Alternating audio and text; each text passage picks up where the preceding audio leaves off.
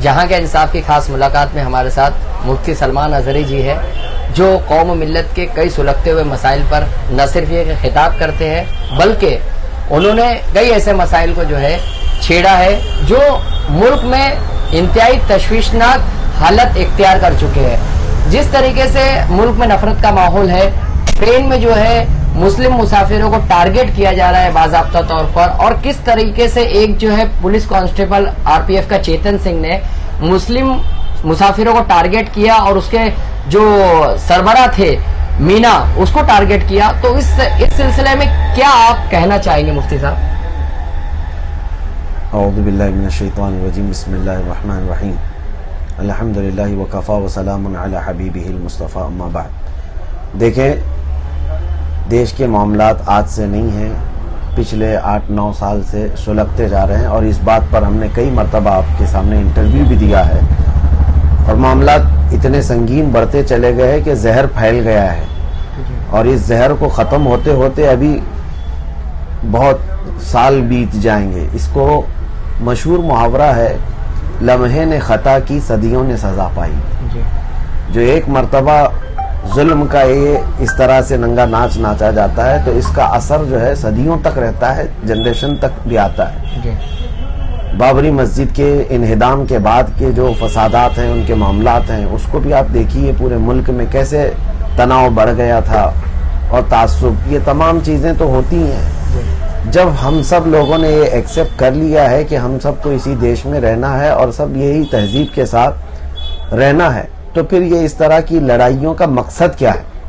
एक दूसरे को ख़त्म करने का मकसद क्या है? क्या ये मुसलमानों को टारगेट करके 30 करोड़ मुसलमानों को ख़त्म कर देंगे, मार डालेंगे?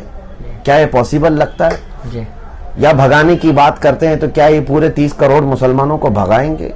कुछ नहीं कर सकेंगे क्योंकि सदियों से आबाद है यहाँ पर। बस ये है कि एक मेजॉरिटी वाली जो कौम है उसको ये डर दिखाना और अपनी सियासी रोटियां सेकना, ये इतने बदसलीका लोग हैं कि सिर्फ अपनी कुर्सी की बुनियाद पर किसी का खून भी कर सकते हैं, पूरा शहर का शहर जला भी सकते हैं। आज एक चीज और मैं आपको बताता हूँ, तारीख में आप जाइए, हिटलर ने जो किया नाजी, और उसके अलावा रेडियो रवांडा, जो ये सब जो केसेस हैं पुराने, आप देखिए जा करके कि उन लोगों ने मीडिया को हथियार बनाया और इतना ज्यादा तासुब भर दिया था एक कम्युनिटी के खिलाफ कि वो तासुब बढ़ते बढ़ते जो है कत्ल और गारत में तब्दील हो गया। इनको तो क्या है, अपने स्टूडियो में बैठ करके जहर फैलाना है और लोगों का माइंड बनता गया। अब ये जिस पुलिस वाले के बारे में आप कह रहे हैं, ट्रेन में जिसने 4 लोगों की बेदर्दी से हत्या की है, कत्ल किया है, और उसकी साफ बातें भी साफ नजर आ रही हैं कि वो क्या बोल रहा है, वो किस चीज से प्रभावित है, किस चीज से इंस्पायर है वो। यही ये सारी मीडिया, दज्जाली मीडिया, इन चैनलों को देख देख करके मुसलमानों के खिलाफ इतना जहर फैलाया है कि ये ऐसा वो आदमी जो देश का रक्षक होना चाहिए, पुलिस डिपार्टमेंट में जो लोगों की हिफाजत के लिए जाता है, वही लोगों का हत्यारा बन गया, कातिल बन गया। तो अब इससे अंदाजा कीजिए आप, जब इस लेवल के लोगों का जहन खराब हो चुका है तो फिर आम हिंदुओं में और दूसरे जो जनरेशन है, यंग जनरेशन है, उनका क्या हाल कर रखा होगा इन्होंने? आपको ये नहीं लगता कहीं ना कहीं उसको जो है वो रेडिकलाइज हो गया था पूरी तरीके से? उसने जो है नाम लिया योगी का, मोदी का नाम लिया और नफरत अंगेज तकरीर की बाद में जो जब उसने कत्ल की वारदात को अंजाम दिया तो उसने नफरत अंगेज बाज़ाब्ता तौर पर तकरीर की।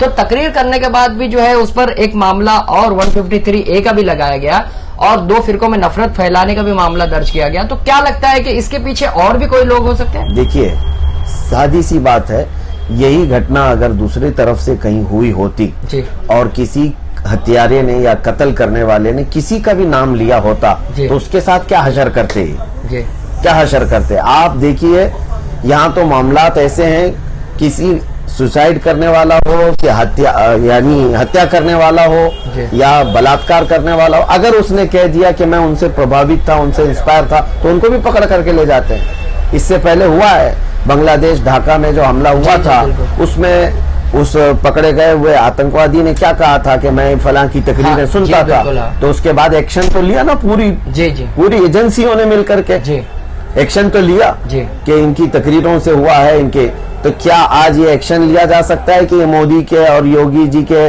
और दूसरे तमाम लोगों के भाषणों से प्रभावित होकर के ऐसा किया है, उनको इस बारे में भी एक्शन लिया जा सकता है? नहीं करेंगे। आपको क्या लगता है कि नफरत जो फैला रहे हैं उन पर एक्शन लिया जाना चाहिए?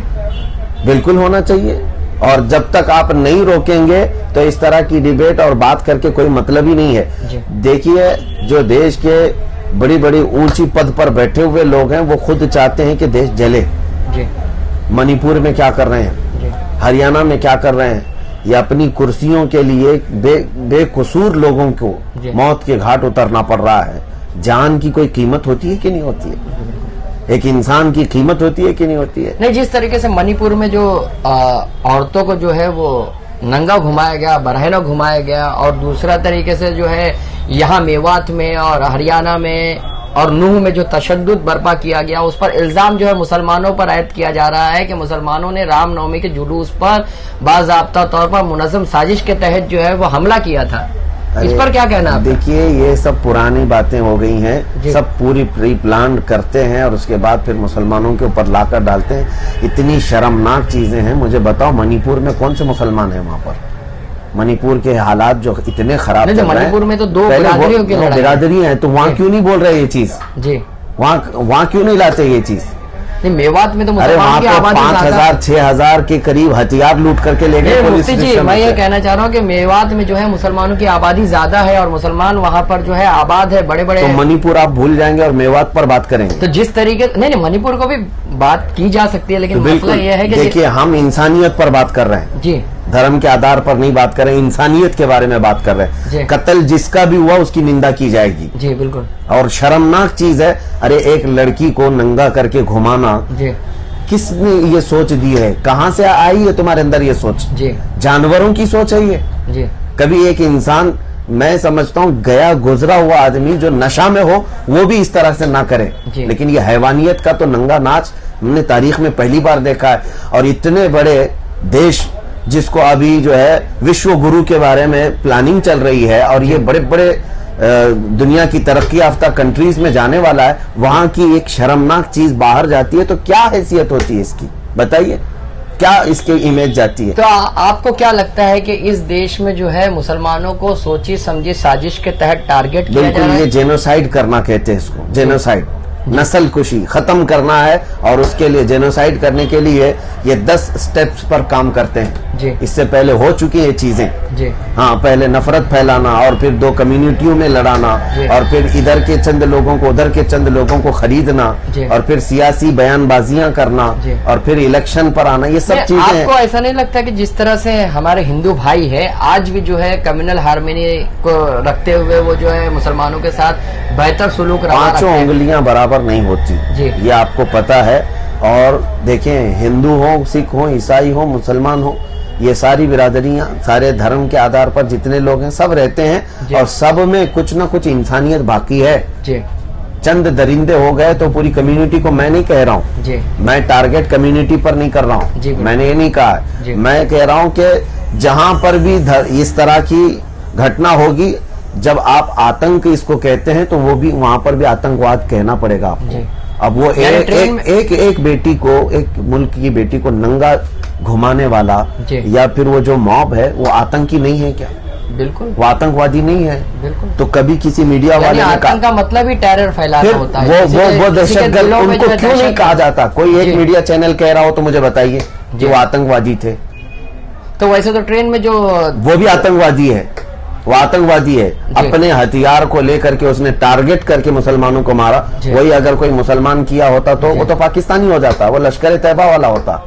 अभी वो इनको जहनी तौर पर दिवालिया करार दिया जा रहा है और पागल करार देने की कोशिश की जा रही है। पागल कुत्तों को जो है पिंजरे में बंद रखना चाहिए। अगर जब वो पागल था तो क्या पूरी डिपार्टमेंट को उसको पता नहीं था कि किसी पागल के हाथ में तो माचिस भी नहीं देना चाहिए? बंदूक कैसे दे के रख सकते हैं? जी, ये तो मुफ्ती जी जो बता रहे थे कि जिस तरीके से मुल्क के हालात है वो बद से बदतर करने की जो है वो साजिश की जा रही है ताकि दो फिरकों में नफरत पैदा करके मुल्क को जो है तकसीम किया जाए और इस तरह के हालात पैदा करके मुसलमानों को जो है टारगेट करने की एक सोची समझी साजिश है। जहां के इंसाफ की खास रिपोर्ट।